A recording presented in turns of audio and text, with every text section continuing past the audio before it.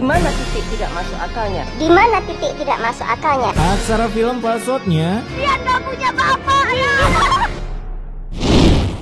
Sebelum terciptanya KPR, terdapat seorang babang yang emaknya lagi akan diusir karena telat bayar kontrakan selama 1 abad. Yang dari zaman Angling Dharma sampai ikan terbang udah ganti logo, mereka masih menetap secara gratis. Hasil emak kontrakan pun mengutus 2 premannya. Rocky, Alex, kamu hancurin ini semua. Yang dengan bahagianya melakukan pengunboxingan rumah Adin untuk memuaskan hasrat emak kontrakan pencinta Minecraft ini. Meskipun ujung-ujungnya TV dan tip milik Adin harus diambil untuk melunasi kontrakan yang tertunggak. Rocky, Alex, ambil itu TV sama tape, cepat. BTW itu TV tabung laku berapaan bisa sampai lunasin kontrakan? Setelah emak dengan cangkem toa itu pergi, datanglah adiknya yang mengira kakaknya ngamuk minta aerok, makanya barang-barang di rumah pada hancur. Namun saat dijelasin, akhirnya adiknya ini ngerti kondisi keuangan keluarganya yang makin mengkisminkan setelah ditinggal bapaknya wasted karena terkena gadam minag jinggo. Nah, pekerjaan Adin setiap harinya menjadi tukang gosok sepatu yang sungguh di luar nalar. Kalian tahu dia gosok pakai apa? Aduh. Pakai jari dong, buset bang, di zaman ini belum ditemukannya sikat kah?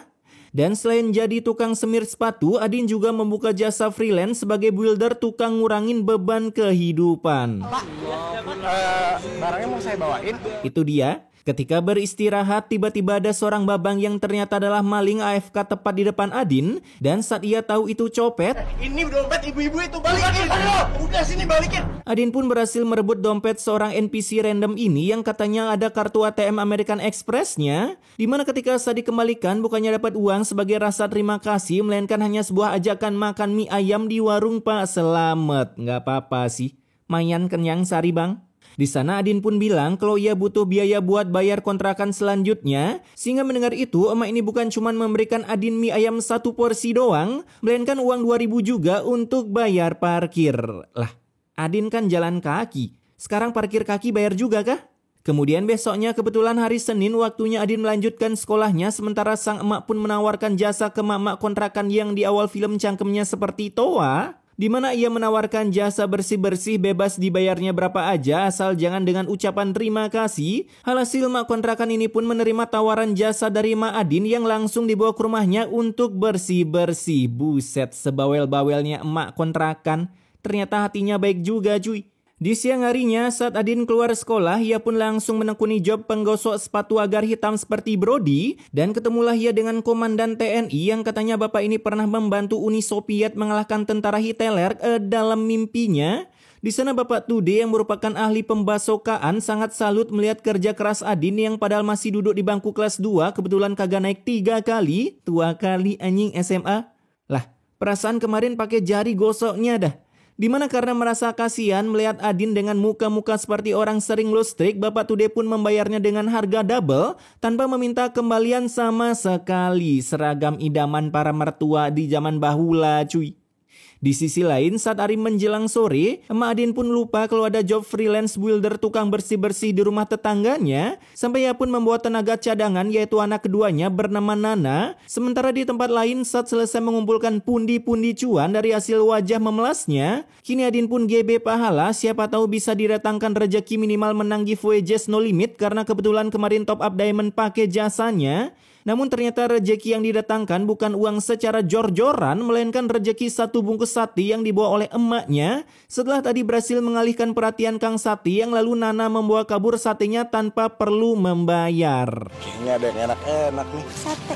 Alhamdulillah. Pantesan aja si emak bawa anaknya ikutan, ternyata ngelancarin strategi perahaya malingan.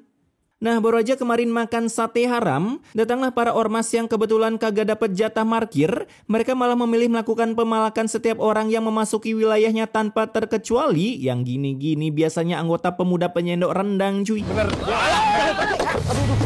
Bang. Tapi untungnya datanglah sang penyelamat bumi, yaitu bapak seragam idaman mertua kalian yang lagi jogging melihat Adin lagi diparani, sehingga membuat para preman auto ketar-ketir. Ya iyalah TNI nih bos, kali gedik auto ke tukang urut. Di sana rupanya istri Bapak Tude adalah orang yang ditolong oleh Adin saat kehilangan dompetnya, jadinya untuk berterima kasih. Lagi-lagi Adin pun diajak makan mie ayam di warung Pak Selamet. Hari-hari makan mie ayam. Ya udah, sekarang kita makan yuk. Jangan khawatir, saya yang bayar. Kemudian di tempat emak Adin, kala itu ia sedang melakukan transaksi pembayaran utang yang kurang karena ngutang 1 juta malah dikasih 500.000 doang. Alhasil mama NPC ini pun memberikan sebuah ide. Ibu harus bayar cicilan gimana caranya juga.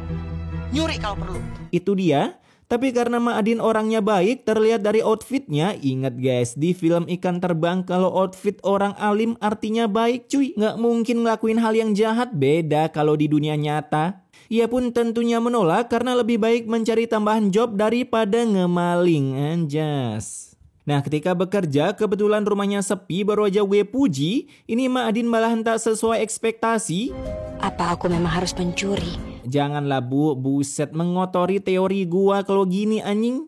Namun untung Ma Adin menggedik-gedik kepalanya agar bisa kesetelan pabriknya, membatalkan niat kebegunalannya karena rupanya satuan rumahnya datang, ternyata majikan Ma Adin adalah keluarga Bapak Tude. Kenal sama Pak Rizal dan Bu Rani? Jadi Adin ini anaknya Bu Erna. Untung kagak jadi ngemaling, kalau ngemaling berurusan sama pria berseragam susah cuy.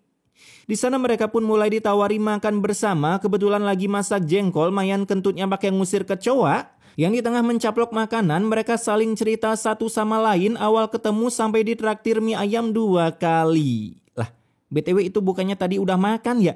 Terus pulang-pulang makan lagi, buset. Puas kau bang, makan gratis 2 kali. Kalah program presiden.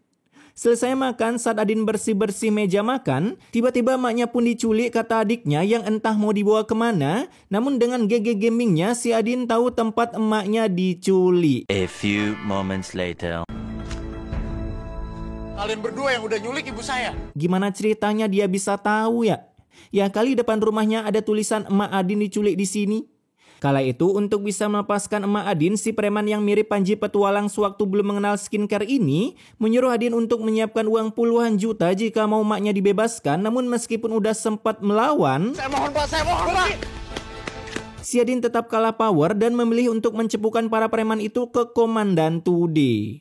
Alhasil tanpa perlu memakai seragam kebanggaannya, si Komandan Tude malah memilih diam AFK. Takutnya masalah makin besar yang ujung-ujungnya si preman membawa satu squad yang siap memparani Tude. Dimana dengan sintingnya bukannya lapor polisi atau baku hantam, kebetulan tinggal satu rumah dengan komandan yang pernah membantu Uni Soviet. Si Adin malah balik pulang berdoa agar emaknya tak diapa-apain oleh para preman. Takutnya malah memiliki adik dari bapak yang berbeda. Gelap. Keesokan harinya kagak ada rasa panik-paniknya, si Adin malah tetap fokus berjualan untuk mengumpulkan uang agar emaknya bisa ditebus. Buset dah, tinggal lapor polisi aja ribet banget anjing. Di sana bertemu lagi ia dengan Tude yang ini Tude ceritanya kerja jadi tentara apa pemilik perusahaan anjing. Kala itu Tude mengajak Adin makan siang bareng, kebetulan lagi bolos dinas. Dan kali ini menunya bukan mie ayam Pak Selamet, melainkan steak Wagyu C4. Waduh, auto meletup kalau dimakan. Dimana selagi makan, si Tude mencoba ingin membantu Adin dengan datang ke Battalion of Dawn untuk menggedik para preman. Karena ternyata ia udah mempelajari ilmu kebal dari hantaman manusia beban negara. Lah, kalau gitu dipukul sama koruptor aman dong bang? Alhasil selesainya makan, mereka langsung gas OTW TKP tanpa memakai seragam dinasnya dan langsung berhadapan dengan ketua preman yang ternyata adalah seorang woman tapi memiliki ilmu teriakan singa yang mampu merusak gendang telinga ketika berbacot ria. Ini pelanggaran, ibu bisa dipenjara. Jadi maunya bapak apa? Di sana Tude pun mengeluarkan sebuah pulpen dan cek bank untuk membebaskan emak Adin meskipun awalnya dikira kertas palsu. Saya nggak akan nipu ibu. Kalau ini palsu, ibu datang ke markas saya. Anjas, ke markas ya, kali preman ke markas tentara. Auto jadi samsak hidup anjing. Namun setelah mendengar kata tentara, nyali Sima ini langsung ciut akibat kedatangan Tude yang kagak memakai pakaian dinas kebanggaan calon mertua kalian. Tak berselang lama, akhirnya Adin udah selesai mengyatim piatukan, melainkan cuman yatim doang. Setelah Komandan Tude melunasi seluruh biaya penggadean emaknya. Kenapa kagak make baju dinas sih pak? Kan bisa gua cari tahu kesalahan bajunya ya, yang pastinya beli di toko pramuka. Nah, malam harinya mereka pun udah bisa balik ke rumah dengan mobil khas bapak-bapak zaman 80-an, dimana ketika sampai di rumah Komandan Tude, selain membantunya membayarkan tagihan ke para preman, istri Tude juga memberikan surprise berupa uang beramplop putih karena kalau coklat di keran nombok jadi halodik, cuaks, sawah kakekmu habis berapa bos? Setelah maknya balik ke rumah, kini Adin bisa menjalani kehidupan dengan tenang tanpa perlu mikir nabung pakai nebus emak. Pokoknya seluruh uang bisa dipakai top up diamond. Tak lupa juga dengan menyemir sepatu Komandan Tude yang lagi beribadah, berdoa agar bisa menang melawan KKB. Kemana-mana harus banget pakai topi dinas kali ya. Kemudian di rumah Sima lagi-lagi bikin masalah dengan tiba-tiba menjadi manusia berpenyakitan. Ibu bangun, ibu kenapa, Bu? Sehingga kelarnya Adin dari menyemir seluruh sepatu di muka bumi, ia pun dikabarkan kalau emaknya tadi tepar sementara dan sekarang lagi sekarat di kamarnya karena setiap apa yang dimakan pasti dimuntahkan. Tadi ibu udah coba makan, tapi ibu malah muntah. Waduh, curiga gua Adin punya adik dari bapak yang berbeda. Tak berselang lama, tiba-tiba emak Adin keselak batu ginjal. Ia membuatnya harus dilarikan ke rumah sakit, tapi karena Adin gak punya uang, ia pun ingin mencari pinjaman dulu. Lah, kemarin dikasih amplop putih udah habis kah? Buset, gaya hidupnya tinggi amat dah. Alhasil malam itu juga si Adin bingung mau cari pinjaman di mana karena kebetulan belum bikin KTP jadi tak bisa melakukan pinjol. Dimana bukannya keliling ke rumah tetangga, si Adin malah AFK sambil keramas.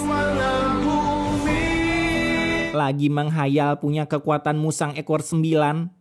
Beruntung dari kejauhan Adin tiba-tiba disuruh bantu babang-babang ini mengangkat batako dan akan memberinya upah ketika udah selesai. Dan lagi-lagi Komandan Tude berfliker ke sana mencium aroma-aroma orang kesusahan yang sadis samperin. Tude pun akhirnya tahu kalau emak Adin lagi diambang menuju ke wallpaper lumba-lumba, sehingga ia pun bergegas membawa emak Adin ke rumah sakit yang untungnya tak dikasih tutur kata saya sudah berusaha semaksimal mungkin, melainkan selamat ibu Anda kena tipes. Dia menderita tipes. Alhamdulillah. Untung sih bang, kalau nggak makin gelap banget tuh nasib cosplay Upin Ipin. Nah, beberapa hari pun berlalu, kini akhirnya Mak Adin udah bisa sadar dari mati surinya, jadinya si Mak udah boleh dipulangkan. Terlebih lagi seluruh biaya ditanggungkan oleh Komandan Tude yang banyak cuan, kebetulan kemarin berhasil menjinakkan beberapa KKB yang kesurupan. Dimana lagi anjing bisa ketemu orang sebaik ini, langka cuy. Kemudian sesudahnya Mak Adin boleh pulang, kini mereka pun dikunjungi oleh Komandan Tude yang ingin mencari Adin untuk memberikan surprise. Dimana ketika Adin mau berangkat menyemir sepatu, ia pun disuruh pensiun dari kerjaan itu dan meneruskan untuk menjadi pasukan khusus pembela negara yang akan dikirim ke medan perang untuk menjadi sinyal perdamaian. Kalau mau damai jangan tembak Adin, kalau nggak mau damai boleh tembak Adin. Begitulah sinyalnya. Alhasil besoknya kini Komandan Tude melatih Adin. 98 9. Kagak main-main anjing. Kagak percaya gua. Yang sesudahnya latihan, si Adin selalu minta doa emaknya agar saat Adin dikirim seluruh musuhnya menerima ajakan perdamaian. Dan ketika hari melangkah beberapa minggu, datanglah Komandan Tude untuk memberikan hasil tes Adin lulus atau kagaknya jadi tentara, dan saat dibuka, surprise. Alhamdulillah, Bu. Beginilah guys, kalau kalian jadi orang yang tekun, contohnya Adin, dia tekun plus karena orang dalam. Nah, dengan diterimanya Adin, 1 tahun pun berlalu, kini Adin udah bisa memakai seragam idaman para mertua di Wakanda Raya, yaitu pakaian loreng-loreng asal jangan yang warna oranye. Kalau oranye itu beda lagi ceritanya. Bentar, ini pakaian tentara daerah mana polosan gini? Kagak ada lambang-lambangnya. Dan film ini pun ditutup dengan Adin yang siap mencari calon istri bidan, kalau bisa spek dokter itu lebih mantap. Sedangkan adiknya siap melakukan flexing dengan memperlihatkan kesuksesan abangnya. Baru kali ini gua lihat orang masuk tentara semudah ini cuy. Latihan fisik aja kagak ada. Sudahlah.